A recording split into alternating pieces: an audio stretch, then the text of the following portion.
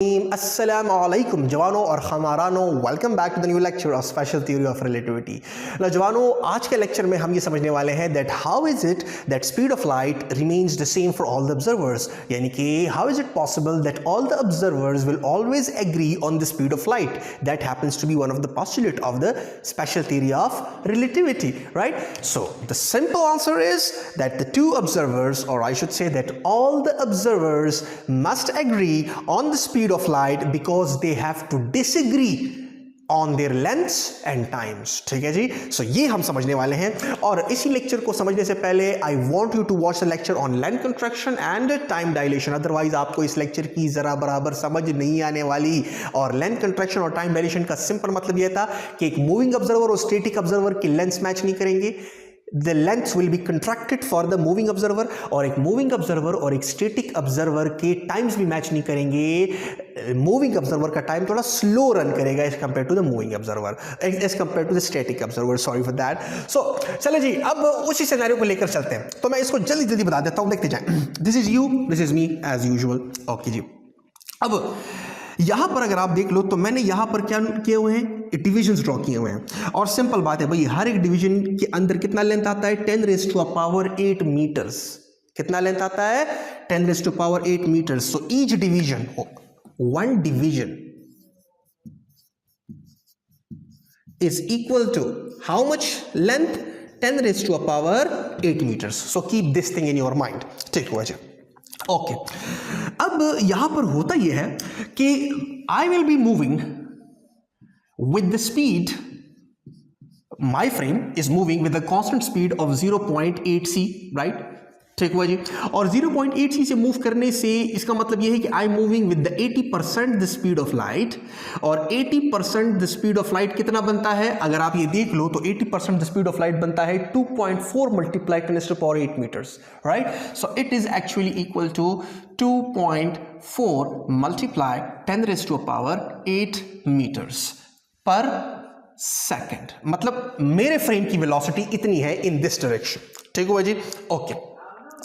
अब देखते जाएं जरा गौर से, आपने अल्फाज पे बड़ा गौर से बड़ा गौर करना है अपने अल्फाज पे, ठीक है जी, because it's really easy, it's really very easy to get confused and gets distract in the relativity. So आप देखिए, व्हाट हैपेंस इज कि जैसे ही मैं इस तरह मूव कर रहा हूं, जैसे ही आपका वाला ओरिजिन और मेरा वाला ओरिजिन आपस में कॉन्साइड करते हैं ना, देखते जाए जरा गौर से, इट्स लाइक दिस। देखते, ये मैं मूव कर रहा हूं, जैसे ही आपका वाला और मेरा वाला ओरिजिन आपस में कॉन्साइड करते हैं, right at that point in space and right at that point in time, यहां पर एक लाइट सोर्स से एक लाइट का पल्स निकलता है। ठीक है, लाइक दिस। ठीक हुआ, राइट? ये लाइट सोर्स से एक लाइट का पल्स निकला। ओके, ठीक हुआ, ओके। अब आप इस लाइट की स्पीड को मेजर करना चाहते हो, तो आपके लिए लाइट ने, लेट से मैं इंटेंशनली ले रहा हूं कि ये ट्रेवल कर गया इधर तक, राइट, ये वाला। तो आपके लिए इसको थोड़ा स्ट्रेट बना देते हैं ताकि थोड़ा सा आपको फीलिंग आए। आपके लिए लाइट ने जो फासला कवर किया वो कितना कवर किया, नाउ आप देखिए, आपके लिए मैं बात कर रहा हूं। तो आप स्पीड ऑफ लाइट मेजर करना चाह रहे हो, तो आपके लिए नाउ सी फॉर यू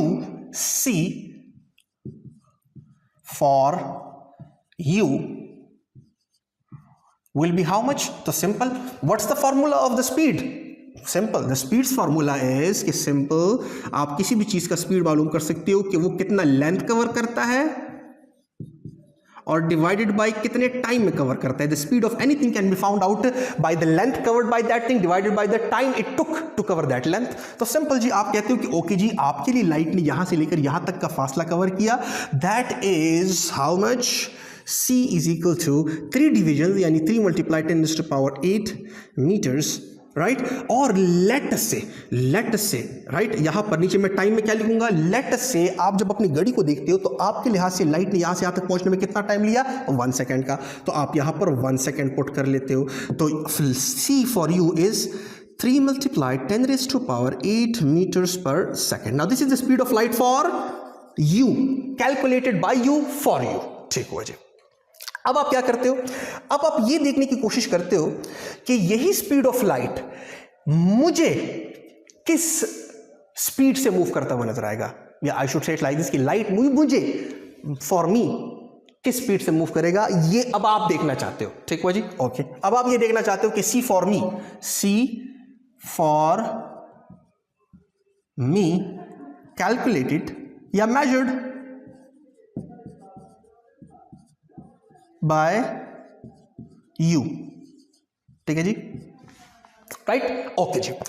अब आप ये देख रहे हो कि चूंकि लाइट इस तरह ट्रेवल कर रहा है with C, that is 3 × 10⁸ metres per second.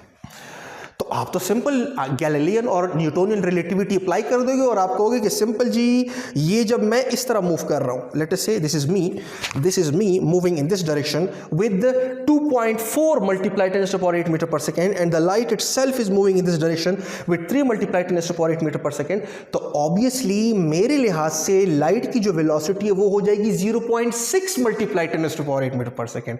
Because सीधी सादी बात है ना, अगर कोई चीज ट्रैवल करता है इस डायरेक्शन में 20 मीटर पर सेकेंड की स्पीड से, और मैं भी ट्रैवल कर रहा हूं इस डायरेक्शन में with the speed of late us से 14 मीटर पर सेकेंड, कितना 14 मीटर पर सेकेंड, तो अगर वो 20 मीटर का फासला एक सेकंड में कवर कर रहा है तो मैं भी तो 14 मीटर का फासला एक सेकंड में कवर कर रहा हूं, तो मेरे लिहाज से उस चीज की जो वेलोसिटी या स्पीड है वो हो गई 6 मीटर पर सेकेंड। ठीक हुआ जी, ये आज तक आप पढ़ते आ रहे हो and it works, it's fine. ठीक हुआ जी, तो ओके, तो आप कहोगे कि चूंकि मैं इस तरह मूव कर रहा हूं इतनी स्पीड से और लाइट भी इस तरह मूव कर रहा है इतनी स्पीड से, तो मेरे लिहाज से लाइट की स्पीड होनी चाहिए this minus this, so 3 - 2.4, because ये तो सेम ही है ना, सो 3 - 2.4 इज 0.6। तो आप लिख देते हो क्या कि C for me is actually 0.6 × 10⁸ meters per second.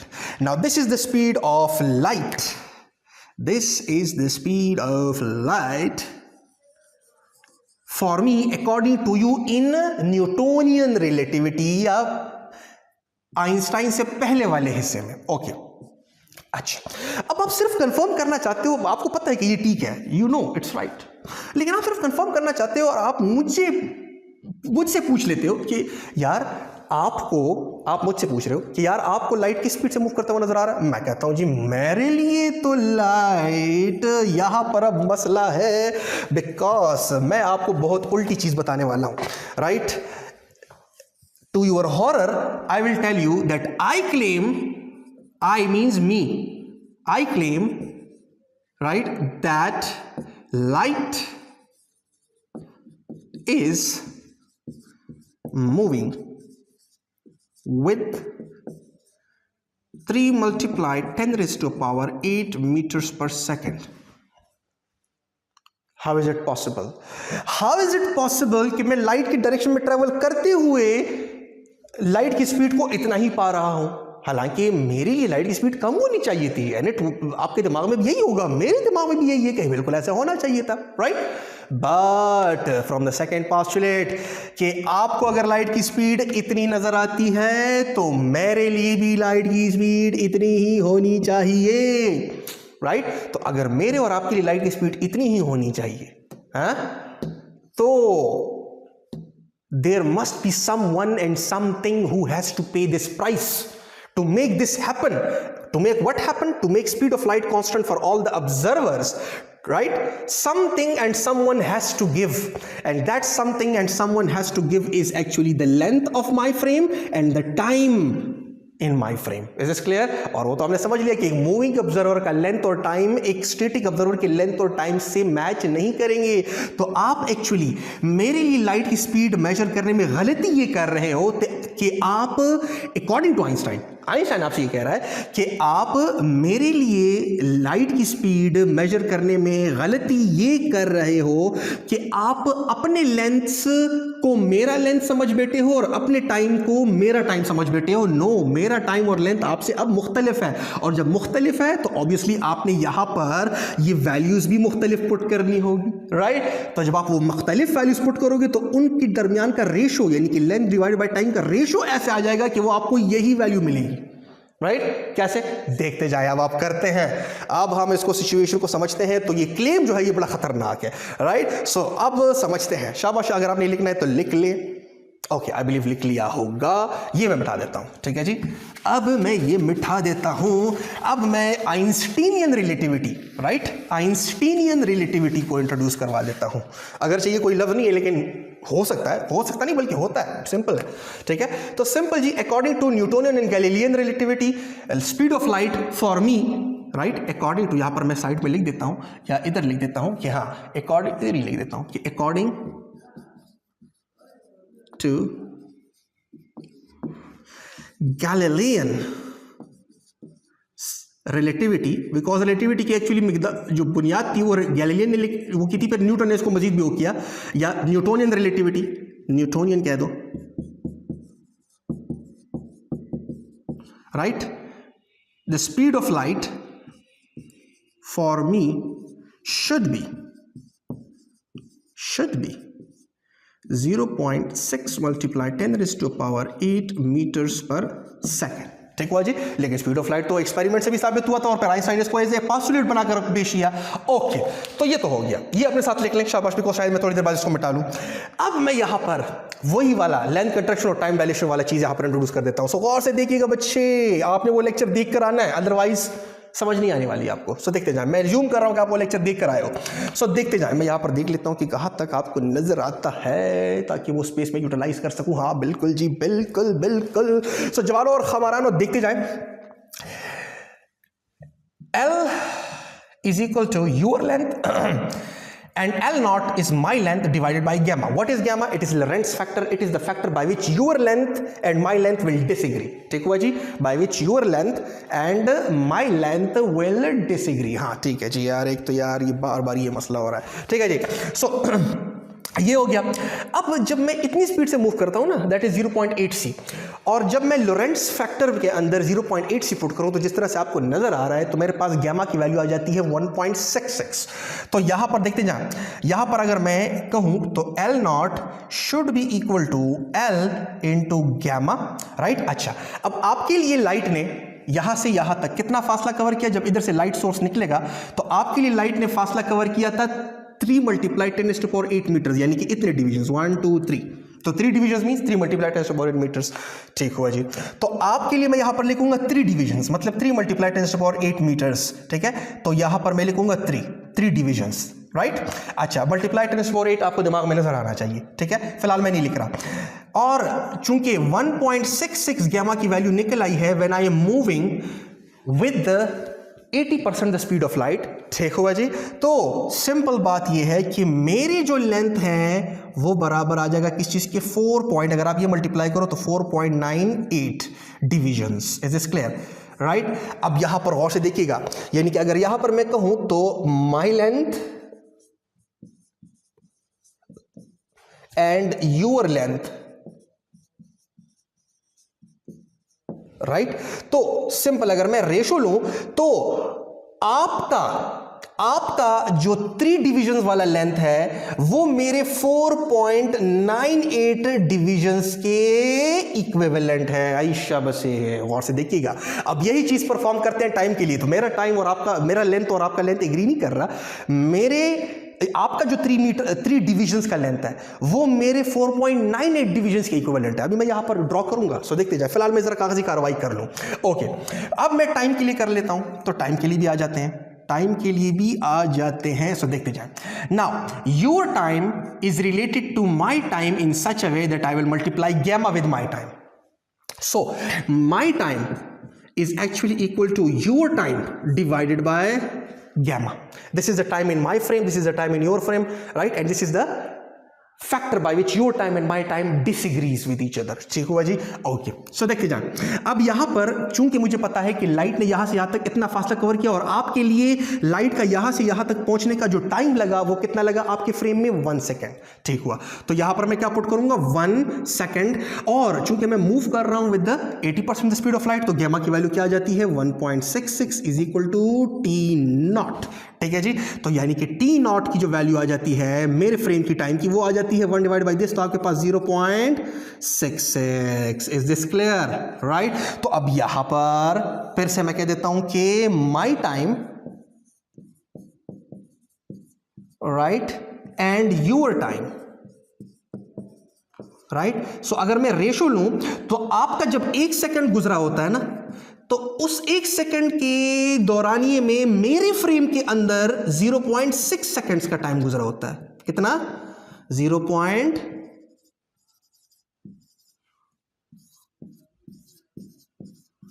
Seconds का। So my time has been slow down as compared to your time. आपका टाइम जल्दी पास कर रहा है, मेरा स्लो पास कर रहा है। एक्चुअली आपका जल्दी पास नहीं कर रहा, आपका उसी रेट से पास कर रहा है, बिकॉज आप तो मोशन में नहीं हो ना। मेरे मोशन की वजह से एक्चुअली मेरा टाइम स्लो हो गया है, और जितना तेज मूव करूंगा उतना ही मेरा टाइम स्लो रन करेगा, मेरा क्लॉक स्लो टिक करेगा। ठीक हुआ? तो ये आपके पास हो गया। ओके जी, ये सिचुएशन हो गई। अब आते हैं, अब मैं चाहता हूं जवानों की आप ये लिख लो, राइट। अगेन बच्चे, टाइम डायलेशन और लेंथ कंट्रैक्शन वाले लेक्चर को देख कर आना है। लिख लिया है, ये चीज लिख लिया? अच्छा, अब देखते जाएं। अब मैं ये मिटा देता हूं। अब देखें, अब ये जो मैंने ड्रॉ किया, अब मैं ये बताता हूं कि मैंने क्या किया। सो देखते जाएं। ये इसको मैं ब्लू से कर लेता हूं ताकि आपको समझने में आसानी हो। हमारा नो, ये भी ब्लू कर लेता हूं। सो जवानों, this is you, right, and this is your scale. ये नजर आ रहा है? This is your scale. ठीक है? तो देखिए, यहां पर 0, ये आपके पास रहा 1, ठीक हुआ, ये आपके पास रहा 2, और ये आपके पास रहा 3। ऐशा बसे, ठीक हुआ। अच्छा, अब जब मैं रेस्ट में था ना आपके लिहाज से और मूव नहीं कर रहा था, तो मेरा भी यहां तक 1 आ रहा था, यहां तक 2 आ रहा था, और यहां तक 3 आ रहा था, बिकॉज मेरा और आपका लेंथ एग्री कर रहे थे। ठीक हुआ जी। अब मैं फिलहाल लेंथ के ऊपर आ रहा हूं, टाइम के ऊपर थोड़ी देर बाद आता हूं। फिलहाल लेंथ वाला किस्सा जो है उसको डन करते हैं। ठीक हुआ जी। अच्छा, अब देखें, लेकिन अब मुझे पता चल गया है कि जब मैं 80% द स्पीड ऑफ लाइट से मूव करूंगा, तो आपका यहां तक अगर 3 है, तो मेरा 0 से लेकर यहां तक 3 नहीं है, बल्कि मेरा 0 से लेकर यहां तक 4.98 है, राइट, यानी कि राउंड अबाउट इक्वल टू 5। यानी कि अब अगर मैं यहां पर अपने डिविजन्स ड्रॉ करूं, तो अब इस लाइन के ऊपर मैं अपना स्केल ड्रॉ करने वाला हूं। लाइन के नीचे आपका स्केल है, यानी आपके फ्रेम का स्केल, लाइन के ऊपर अब मेरा स्केल है, तो लाइन के ऊपर मैं अपना स्केल ड्रॉ कर लेता हूं। सो देखते जाए जरा गौर से, आपके सामने कर देता हूं। So it should be something like this, कि मैं किसके तक करूंगा? 5 तक करूंगा ना, यहां तक ऑलमोस्ट 4.9। तो यहां से मेरा 0 स्टार्ट हुआ, यहां पर जो आपका 3 है, मेरा क्या है? मेरा क्या है यहां पर? 4.98। ठीक हुआ जी। अब देखते जाएं। Now is the twist. अब मैं यहां पर अगर 0 से 4.98 तक इक्वली स्पेस डिविजन्स ड्रॉ करना चाहता हूं, तो कैसे करूंगा? सिंपल जी, इक्वली स्पेस ले लें, तो it should be something like this. देखते जाएं जरा गौर से,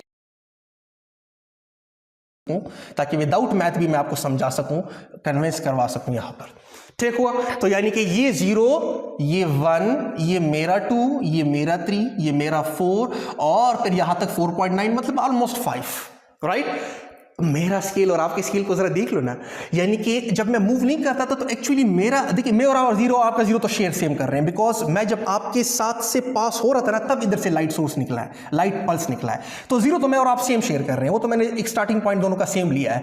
लेकिन एंडिंग पॉइंट जब आपका 3 था, तो मेरा यहां पर 3 तब हुआ करता था जब मैं आपके लिहाज से मोशन में नहीं था। लेकिन जब मैं 0.8c से मूव करूंगा आपके लिहाज से 80% स्पीड ऑफ लाइट, तो जो मेरा 3 यहां पर हुआ करता था, वो सुकड़ कर इधर तक आ चुका होगा, और जो 4.98 यहां पर कहीं पर हुआ करता था, वो सुकड़ कर आपके 3 के इक्विवेलेंट हो जाएगा।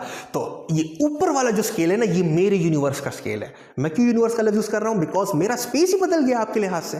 तो सिंपल जी, मेरा यूनिवर्स बदल गया है। ठीक है जी। और अब मेरा टाइम भी बदल चुका होगा। आप थोड़ी देर बाद उसके ऊपर आता हूं। सो अब होगा क्या? Now, according to Newtonian relativity, you should do it like this. But according to Einsteinian relativity, देखते जाएं, जब आप स्पीड ऑफ लाइट मेरे लिए मालूम करना चाहते हो, तो कैसे होना चाहिए? Now, according to Einsteinian relativity, you should do it like this. देखते जाओ कि अब आप स्पीड ऑफ लाइट मालूम करना चाह रहे हो मेरे लिए, तो सिंपल जी, it should be c is equal to, अब ऊपर क्या पुट करोगे, वो फासला जो कि लाइट ने कवर किया होगा मेरे लिहाज से।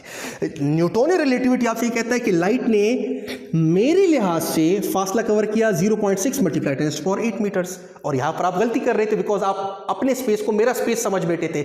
लेकिन अब आप देखोगे कि आपके लिए लाइट जब इधर से निकला तो मेरे लिए भी लाइट इधर से निकला उसी टाइम पे। तो let this be event number 1, यानी कि यहां से लाइट का जो निकलना है वो क्या है, let this be event number 1, this is event number 1, event 1, ठीक है जी। लाइट इमिटेड, लाइट का इधर से निकलना इवेंट नंबर 1, और लाइट का 3 पॉइंट को टच करना, let this be event number 2, event number 2, ठीक हुआ जी, ये तो हमने समझ लिया। अब लाइट का यहां पर टच करना इवेंट नंबर 2 है, लाइट का इधर से निकलना इवेंट नंबर 1 है। अब आपके लिए लाइट ने जो फासला कवर किया वो 3 मीटर्स का, मतलब 3 डिविजन्स का कवर किया, मतलब 3 × 10⁸ मीटर्स का कवर किया, और कितने टाइम में कवर किया, 1 सेकंड में। सो देखिए मैं आपके लिए जरा कर लेता हूं, यहां पर ये 2 इधर कर लेता हूं ताकि समझाने में आसानी हो। तो आपके लिए लाइट इधर से निकला, यहां तक रीच कर गया, इतना फासला कवर किया 3 डिविजन्स, राइट, और कितने टाइम में कवर किया, 1 सेकंड में। तो यहां से लेकर यहां तक कितना टाइम हुआ, 1 सेकंड इन यूर फ्रेम। देखिए मैं जब ब्लू से लिखता हूं तो आपके दिमाग में आना चाहिए कि ये आपके फ्रेम की बात हो रही है, ओके। लेकिन आप जब अब असल पिक्चर आइंस्टाइन के मुताबिक इधर देखते हो ना, तो आपको नजर आ रहा है कि ओके जी, ये जो मैं क्लेम कर रहा था, मैं अपनी बात कर रहा हूं, तो मैं यानी कि ये ब्लैक वाला बंदा यानी कि अफनान जब क्लेम कर रहा है कि उसके लिए लाइट की स्पीड इतनी नहीं बल्कि उसके लिए भी लाइट की स्पीड 3 × 10⁸ है, तो यानी कि उसके लिए एक्चुअली लाइट इधर से निकला है एट द सेम पॉइंट जब मेरे लिए निकला है। तो इवेंट 1 और मैं और आप सेम शेयर करते हैं, लेकिन इधर से उस बंदे के लिए यानी कि मेरे लिए लाइट एक्चुअली रीच कर गया है यहां तक। तो मेरे क्लेम के मुताबिक तो फिर यही होना चाहिए ना कि मेरे लिए एक्चुअली लाइट यहां तक रीच कर गया है, बिकॉज मेरा 3 तो इधर है, यानी कि मेरे लिए ये वाला जो फासला है ये 10⁸ मीटर्स है, जबकि आपके लिए यहां से यहां तक का फासला 10⁸ मीटर्स है। क्यों? बिकॉज मेरा स्पेस सुकड़ गया है रियलिटी में, तो मेरे लिए तो ये फासला है 10⁸ मीटर्स। तो ये 10⁸ मीटर्स, ये 10⁸ मीटर्स और ये 10⁸ मीटर्स, राइट। तो मैं तो यहां पर लिखूंगा कि मेरे लिए लाइट ने इतना फासला कवर किया है और वो भी 1 सेकंड के अंदर। लेकिन वो भी 1 सेकंड के अंदर, यानी कि मेरा 1 सेकंड यहां तक हो चुका है। लेकिन जब आप देखते हो तो आप कहते हो कि ओके, अब अगर मैं अफनान के लिए लाइट की स्पीड मालूम करना चाहता हूं तो मुझे एक्चुअली अपना ये वाला डिवीजन पुट करना पड़ेगा। मेरे स्केल के मुताबिक अफनान के लिए लाइट ने इतना फासला कवर किया है। अब ये फासला कितने के बराबर है, तो इसी डिवीजन के अंदर सब डिवीजन ड्रॉ करवा देता हूं, देखते जाएं जरा गौर से, राइट। यहां से लेकर यहां तक ये 1 है ना, यानी 10⁸ मीटर्स। तो देखते जाएं, ये हाफ हो गया उसका, राइट। तो देखिए ये 1 2 3 4 5 6 7 8 9 और ये 10, राइट। तो 1 डिवीजन। अच्छा, अब यहां पर भी इसका हाफ करवा देता हूं। अब गौर से देखें, 1 2 3 4 1 2 3 4 आई शब्द से। तो देखते जाएं, यानी कि 1.1 1.2 देखिए 1.1 1.2 1.3 1.4 1.5 1.6 1.7 1.8। तो आपके फ्रेम के मुताबिक मेरे लिए अकॉर्डिंग टू आइंस्टीनियन रिलेटिविटी लाइट ने एक्चुअली 1.8 मीटर्स का फासला कवर किया है। Is this clear? तो आप क्या पुट करोगे, 1.8 मीटर्स नहीं, सॉरी 1.8 डिविजन्स, 1.8 डिविजन्स। तो एक डिवीजन बराबर है इतने के, तो यानी कि 1.8 × 10⁸ मीटर्स का फासला कवर किया है लाइट ने मेरे लिए according to you using Einsteinian relativity, right. Okay जी, अब आते हैं टाइम के ऊपर। तो देखते जाए, बड़ा सिंपल है। आपके फ्रेम में यहां से लेकर यहां तक कितना टाइम हुआ है, कितना टाइम हुआ यहां से लेकर यहां तक लाइट तक पहुंचने के लिए, 1 सेकंड आपके फ्रेम में। तो आप ही के फ्रेम में यहां से लेकर बिल्कुल ये हाफ तक, देखिए ये 1.5 है क्या नहीं, दिस इज 1.5। देखिए 1 1.1 1.2 1.3 1.4 1.5, राइट तो ये कितना टाइम हुआ, ये हुआ 0.5 सेकेंड्स। तो यहां तक अगर मैं देखूं तो यहां तक टाइम आ जाता है 0.6 सेकेंड्स। विदाउट मैथ मैंने विजुअलाइज करवा देखिए 0.5 तो 0.6, 0.7, 0.8, 0.9 और फिर तो यानी कि यहां तक अगर मैं इसको थोड़ा सा सही तरीके से वो करूं तो यहां तक कितना टाइम हुआ, 0.6 सेकेंड्स। Is this clear? ये मैं मिटा देता हूं यहां पर ताकि थोड़ा सा क्लियर हो। तो ये 1 सेकेंड्स था ऑल द वे इन, यहां से लेकर यहां तक। तो ये आपके पास हाफ हो गया, ये बिल्कुल यहां तक हाफ सेकेंड गुजरा होगा आपके लिए, राइट। तो ये कितना हुआ, ये 1.8 तक जब लाइट पहुंचा, राइट आपके फ्रेम के मुताबिक, मेरे फ्रेम में तो वो पहुंचा 0.6 सेकेंड्स में। तो आप यहां पर टाइम पुट करोगे 0.6 seconds instead of 1 second, because according to the Newtonian relativity time is absolute, लेकिन time is relative, so is space. So in Einsteinian relativity time is relative, or that's the whole picture, right? Einstein says that the speed of light is same for all the observers if someone is willing to abandon the idea of absolute time and absolute space. ठीक है जी, तो ये आपके पास हुआ। जरा ये divide करो ना, क्या आता है, तो आपके पास आ जाना है 3 × 10⁸ मीटर्स पर सेकेंड। आइशा बसे अब आया है उन पहाड़ के नीचे, राइट। तो अच्छा, अब ये तो आपको होगा कि सर ये तो आपने यहाँ पर वो ड्रॉ कर दिया ना, सिस्टम आपने खुद बराबर कर लिया 1.8, तो इट वर्क्स। देखिए ये बहुत एक्यूरेटली मैंने ड्रॉ किया है, बड़ा क्लियरली मैंने ये ड्रॉ किया हुआ है। देखिए जी, अगर आप देख लो ना, मैंने इक्वली स्पेस लाइन ड्रॉ की और वो खुद ब खुद आपस में क्या कर गए हैं, मैच कर गए हैं खुद ब खुद। ठीक है जी, राइट। अब मैं आपको चलिए मैथमेटिकली भी करवा देता हूं, राइट। फॉर एग्जांपल इधर देखिए, मेरे लेंथ का 4.98 आपके 3 के बराबर है, मेरे लेंथ का 4.98 आपके 3 के बराबर है। तो आपके, या उल्टा कह देता हूं, देखिए फिर से, मेरे लेंथ का 4.98 आपके 3 के इक्विवेलेंट है। तो मेरा जो 3 होगा, बिकॉज मैं तो क्लेम कर रहा हूं कि मेरे लिए 3 डिविजन्स कवर हुए हैं ना, तो मेरा 3 आपके किसके बराबर होगा, तो मैं कह सकता हूं कि मेरा 4.98 आपके 3 के बराबर है, राइट। ठीक है जी, तो फिर मेरा जो 3 होगा, राइट, वो आपके किस लेंथ की इक्विवेलेंट होगा, तो क्रॉस मल्टीप्लाई कर लो। तो क्रॉस मल्टीप्लाई करोगे तो कैसे आएगा, देखते जाएं, इधर ही कर लेता हूं जल्दी। क्रॉस मल्टीप्लाई जब आप करोगे तो देखते जाएं, ये x इसके साथ मल्टीप्लाई हो जाएगा, तो x × 4.98 हो जाएगा इज इक्वल टू, और 3 3 क्या हो जाएगा, 9 हो जाएगा। तो ये 9, तो यानी कि x is equal to 9 divided by 4.98, यानी कि x is equal to how much, divide करो ना, 1.8 डिविजन्स। आइशा बसे, तो यानी कि मेरा 3 आपके 1.8 के बराबर है। तो अगर आप मेरे लिए लाइट की स्पीड मालूम करना चाहते हो तो आपको स्पेस के अंदर यानी कि लेंथ के अंदर क्या पुट करना पड़ेगा, 1.8, और टाइम में 0.6 सेकेंड्स। तो गौर से देख लेना, लाइट का इधर से निकलना इवेंट 1 और इधर तक रीच करना इवेंट 2, राइट। इसके लिए इसके दौरान आपके लिए कितना टाइम गुजरा है, आपके लिए गुजरा है 1 सेकेंड। ठीक है जी, so the time elapsed between 2 events for you is 1 second, but the time elapsed for the same 2 events, because मेरे लिए तो इवेंट 2 यहां पर होगा ना, मेरे लिए तो 3 इधर हिट होगा ना। देखिए इवेंट 1 को मैंने कहा था लाइट का निकलना, इवेंट 2 को मैंने कहा था लाइट का 3 को रीच करना।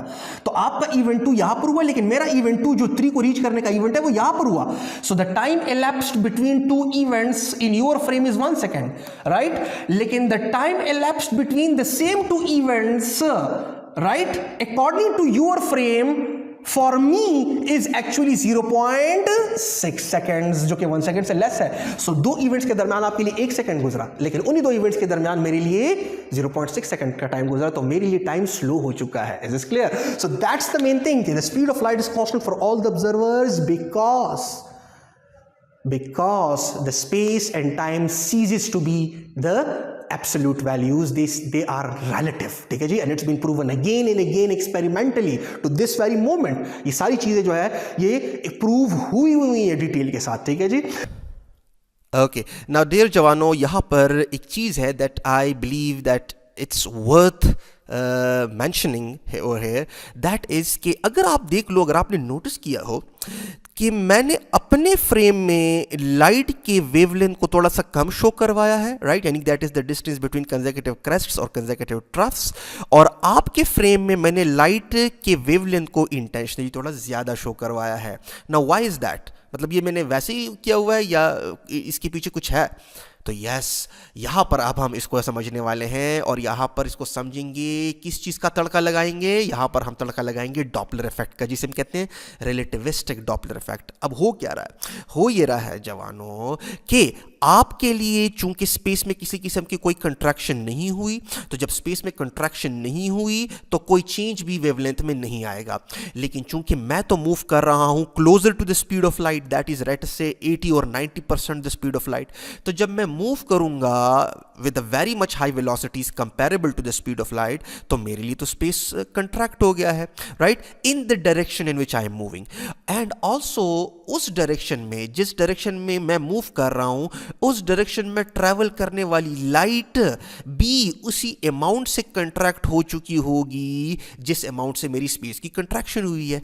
और लाइट की कंट्रैक्शन होने का सीधा साधा मतलब यह है कि लाइट का जो वेवलेंथ है, which is after all a length, ठीक है जी, यानी कि the length of a single wave, वो length of a single wave या वेव लेंथ भी उसी अमाउंट से कंट्रैक्ट हो चुका होगा जिस अमाउंट से मेरा स्पेस कंट्रैक्ट हो गया है। After all this light over here is passing through a contracted space, right? Okay, so जब वेवलेंथ में कमी आएगी तो आपको पता है from the formula C is equal to F lambda, so जब वेवलेंथ में मैं कमी मेरे लिए कमी आएगी तो फ्रीक्वेंसी ने बढ़ना है, because the product of frequency and wavelength should always be equal to constant, that is the speed of light, right? So मेरे लिए एक्चुअली वेवलेंथ कम हुआ लाइट का और फ्रीक्वेंसी ज्यादा हुई। आपके लिए वेवलेंथ और फ्रीक्वेंसी में कोई इफेक्ट नहीं आया।